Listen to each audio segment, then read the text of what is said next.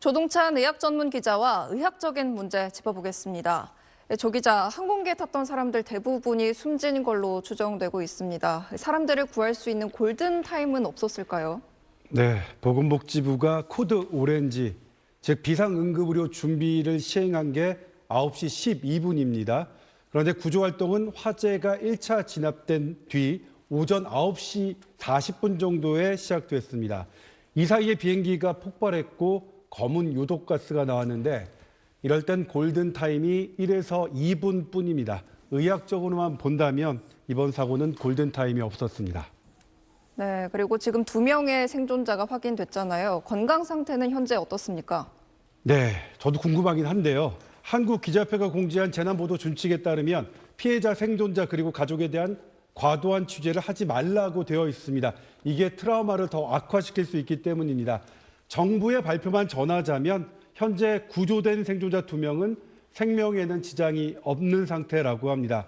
또 비행기가 외벽에 부딪히고 폭발하는 사진이나 영상을 이런 것들은 유족뿐만 아니라 이걸 보는 사람에게도 큰 트라우마를 일으킬 수 있습니다. 특히 시신이 수습되는 과정 이런 게 지금 유포된다고도 하는데 이런 것을 SNS로 공유하는 것 자제해야 할 것 같습니다. 네, 조 기자가 말한 것처럼 우리 사회가 지금 큰 충격에 빠져 있고 또 트라우마로 남을 수도 있는데 해결 방법은 없을까요? 네, 오늘 사고를 보면서 많은 분이 나도 저 비행기를 탔으면 큰 변을 당했겠네 라고 생각했을 겁니다.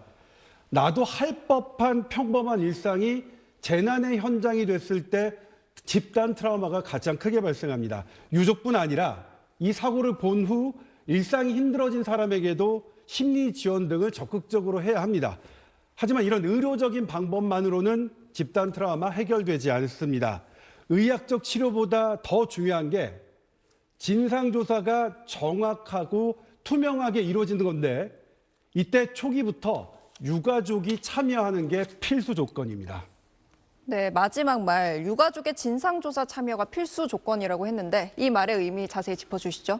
네, 전문가와 정부가 어떤 진상조사 결과를 발표했어요. 이걸 유가족이 받아들이면 다른 사람도 인정할 겁니다.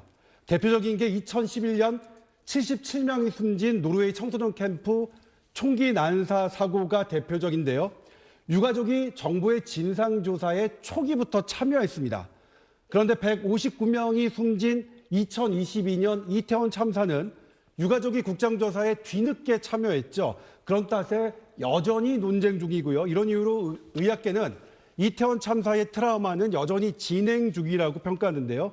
이번엔 가족에게는 정확한 정보를 공유하면서 초기부터 진상조사 과정에 참여할 수 있도록 해야 합니다. 이게 이번 사고의 사회적 집단 트라우마를 더 커지지 않게 하는 첫걸음인 것 같습니다. 네, 조동찬 기자 잘 들었습니다.